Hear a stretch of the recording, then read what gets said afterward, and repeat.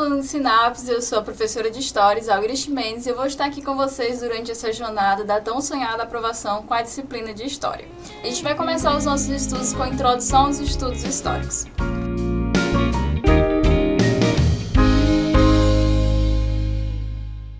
Bem, e para falar de história, a gente sempre vem aquela velha pergunta, mas o que é história? Muitas pessoas vão dizer assim, história são inspirações para filmes, para séries, história é sempre aquela contada dos grandes líderes, dos vitoriosos, ou mesmo coisas que o povo conta. Cada pessoa vai identificar a história de uma forma diferente, mas dentro da disciplina de história a gente tem um destaque do Mark Bloch, que é bem conhecido, que é história é a ciência do homem no tempo. Bem, portanto a gente pode entender que história é uma ciência. Ela é uma ciência que estuda o ser humano, não qualquer outro animal, mas o ser humano. Ela não é a única disciplina que vai estudar o ser humano, mas ela é a única disciplina que vai estudar o ser humano no tempo. E o passado, dentro da disciplina de história, ela é uma dimensão permanente na consciência humana. Mas como assim, professora? Bem, para isso eu vou te explicar quais são as dimensões da história. As dimensões da história são 4. Dentro da história, a gente vai se deparar primeiramente com a dimensão do tempo. O tempo histórico, ele relaciona-se com as ações e reflexões do ser humano. Para cada pessoa, o tempo ele vai funcionar de forma diferente. Se você pergunta como funciona o tempo para uma pessoa que vive basicamente da produção agrícola, o tempo para ela vai ser o tempo da natureza, o tempo do plantio, o tempo da colheita.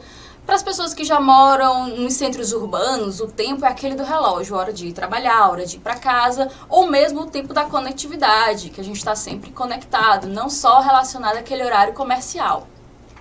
Bem, e a outra dimensão da história que a gente vai relacionar aqui também é a questão do espaço. O espaço, ele não se restringe a apenas o lugar onde determinado fato aconteceu, mas o seu entorno, todo o seu contexto, não somente o lugar de fato.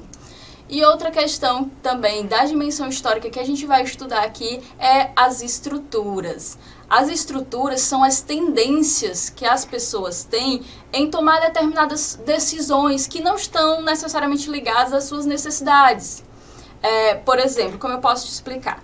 As tendências, quando se é uma pessoa que nasceu e mora no Ocidente, as tendências religiosas delas são basicamente tendências monoteístas, o que seria bem diferente se você tivesse nascido no Oriente. Então essas são tendências que não necessariamente está vinculada ao ser humano em si, mas às estruturas sociais em que ele está inserido.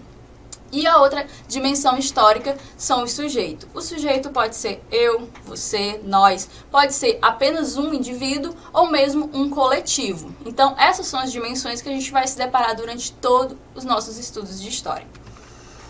A história ela é feita pelo ser humano para o ser humano. Ela é feita por seres humanos estudando outros seres humanos.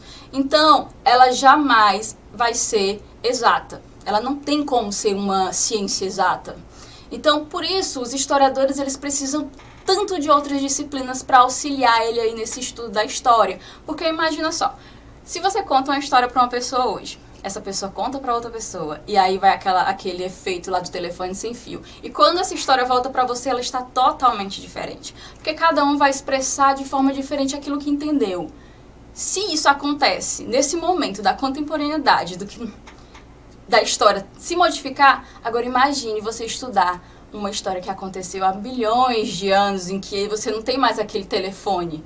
Então é muito difícil para a gente conseguir esses registros. Então a gente vai necessitar de algumas outras disciplinas como a sociologia, a arqueologia, a geografia, entre as milhões de possibilidades que vão nos ajudar. Depende muito do contexto histórico que a gente está estudando. É impossível estudar toda a história, é preciso fazer um recorte. E como é que a gente faz esse recorte? Para fazer um recorte dentro da história, a gente vai delimitar um tema, um lugar e o tempo.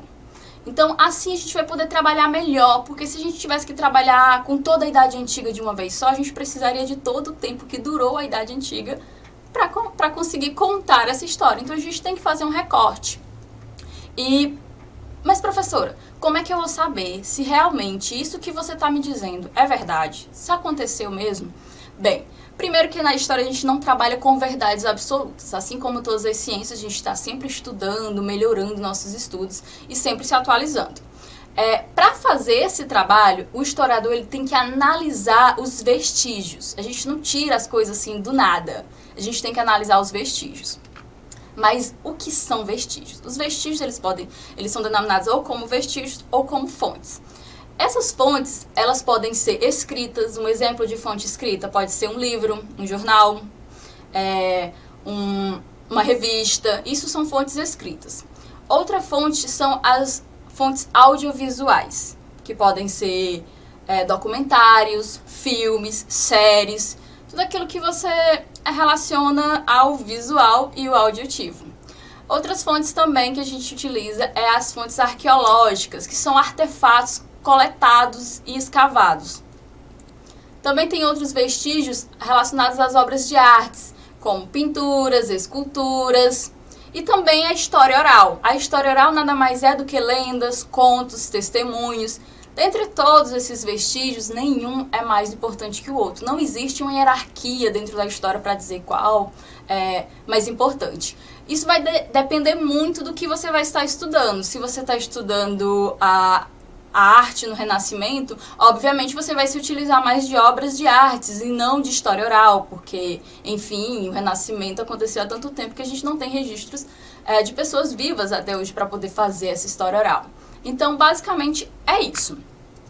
Mas outra coisa que você precisa entender quando se estuda história são as periodizações da história.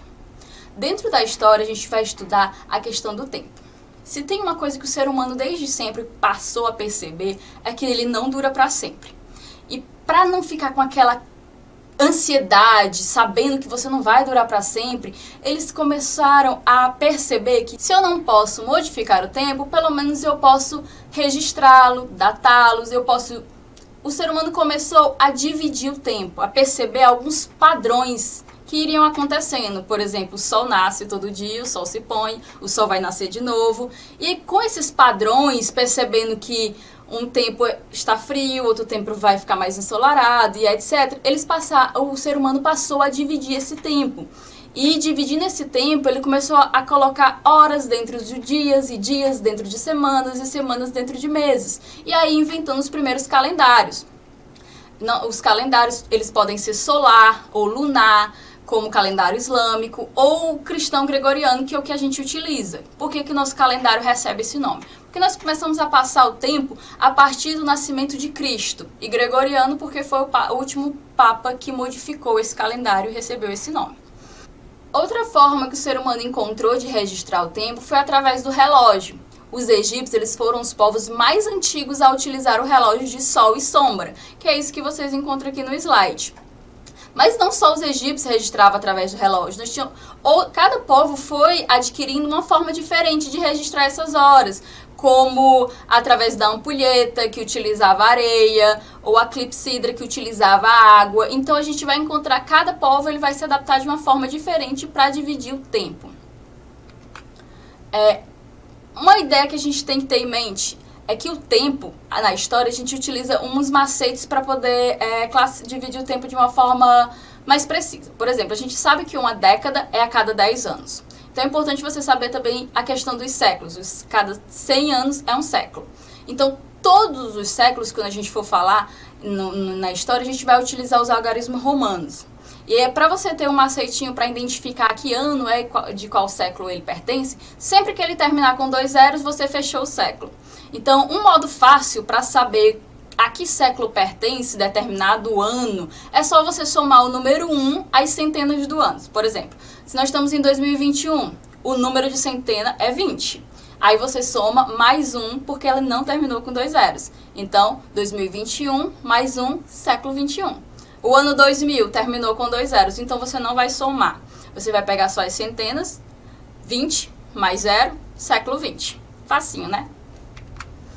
Bem, e dentro da história, a gente também encontrou uma forma mais didática para te explicar toda a história da humanidade. Não dava para explicar tudo de uma vez só, então a gente vai fazer uma divisãozinha. Essa divisão ela foi feita por historiadores da da Europa, então, portanto, ela é um pouco tendenciosa. Por exemplo, as periodizações da história vão ser divididas entre pré-história. Por que pré-história? Esses historiadores acharam por bem dizer que as pessoas que não sabiam ler, eles estavam antes da história. Só que a gente sabe que isso não é verdade, essas pessoas tinham história sim.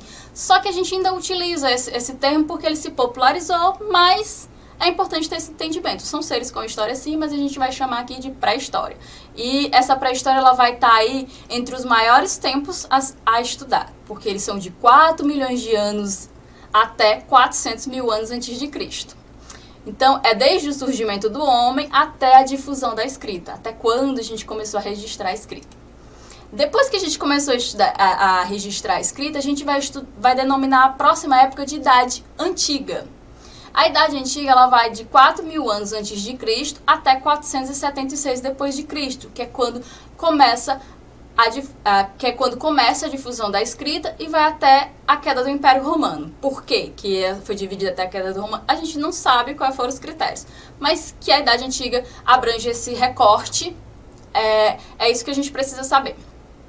E da queda do Império Romano até a queda de Constantinopla, a gente vai denominar como Idade Média. Idade Média também é um termo assim, um pouco pejorativo, porque se refere como se fosse uma coisa ruim, Idade das Trevas, mas a gente vai estudar essa idade, a gente vai ver que nessa época também surgiram grandes novidades. Na Idade Moderna, a gente vai estudar aí da queda de Constantinopla até a Revolução Francesa, que vai de 1453 a 1789. E posterior a isso é a Idade Contemporânea, que é de 1789 até os dias de hoje. Nós estamos na Idade Contemporânea. Aqui tem um exemplo para vocês mostrando um pouquinho de como a gente divide essa história geral. Na história do Brasil, a gente também vai dividir o tempo para poder explicar de forma mais didática como isso funciona. Por exemplo, a gente vai dividir aqui em período pré-colonial, período colonial, período imperial e republicano. E dentro desses períodos a gente vai ter subdivisões que a gente vai estudando aí quando estiver estudando a história do Brasil. Bem, para a gente arrematar essa aula aqui, para mostrar um pouco do nosso entendimento, eu queria passar aqui para vocês um exercício aqui do Enem de 2016, só para vocês verem que só com essa pequena explicação a gente já consegue responder uma questão. Vamos lá? Bem, o exercício diz o seguinte: a história não corresponde exatamente ao que foi realmente conservado na memória popular, mas aquilo que foi selecionado, escrito, descrito, popularizado e institucionalizado por quem estava encarregado de fazê-lo. Os historiadores, sejam quais forem seus objetivos, estão envolvidos nesse processo, uma vez que eles contribuem conscientemente ou não para a criação, demolição e reestruturação de imagens do passado que pertencem não só ao mundo da investigação especializada, mas também da esfera pública na qual o homem atua como ser político. Esse texto aqui é de um historiador, Hobsbawm, A Invenção das Tradições, e ele foi retirado de um texto do Rio de Janeiro, Paz e Terra, de 1984. É muito importante ler a referência porque muitas vezes a resposta está na referência. A pergunta é a seguinte: uma vez que a neutralidade é inalcançável na atividade mencionada, é tarefa do profissional envolvido. Bem, aqui ele está destacando que o historiador ele interfere, como eu falei, a ciência, a história, ela é uma ciência de humanos estudando outros seres humanos. Então é impossível você não colocar a sua pessoalidade nesse estudo. Mas existem regras para se fazer o estudo científico. Então, uma vez que a neutralidade é inalcançável, a tarefa do profissional envolvido é o quê? A letra A, criticar as ideias dominantes?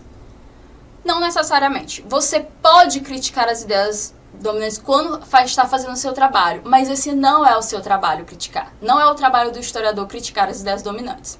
A letra B, respeitar os interesses sociais? É uma boa, mas também não é o trabalho do historiador respeitar os interesses sociais. Mas, professora, quer dizer que eles podem desrespeitar? Não é que eles podem, mas aqui a pergunta que está sendo feita é qual é a tarefa dele. Então, a tarefa dele não é essa. A letra C, defender os direitos das minorias? Outra vez, ele pode fazer isso, mas esse não é o papel do investigador histórico. Letra D, explicar as escolhas realizadas? Exatamente. Mesmo que seja um estudo tendencioso, opinativo, O profissional tem que ser transparente, ele tem que dizer por que ele tomou aquele caminho, quais foram as fontes que levaram aquele caminho, aquelas ideias. Ele tem que ser transparente, ele tem que explicar as escolhas que ele fez para determinado estudo. E só para a gente ter certeza, vamos aqui na letra E. Satisfazer os financiadores de pesquisas. Bem, a gente sabe que existe, isso realmente existe dentro de todas as profissões, como a questão do financiamento, a questão de ter que trabalhar para determinadas empresas, mas como eu já falei, não é o objetivo do historiador fazer isso. Satisfazer os financiadores de pesquisas não é o objetivo do trabalho científico histórico. Bem, gente, foi isso. Eu espero que vocês tenham entendido uma ou duas coisinhas e que eu tenha contribuído aí para tão sonhada aprovação. Te vejo na próxima.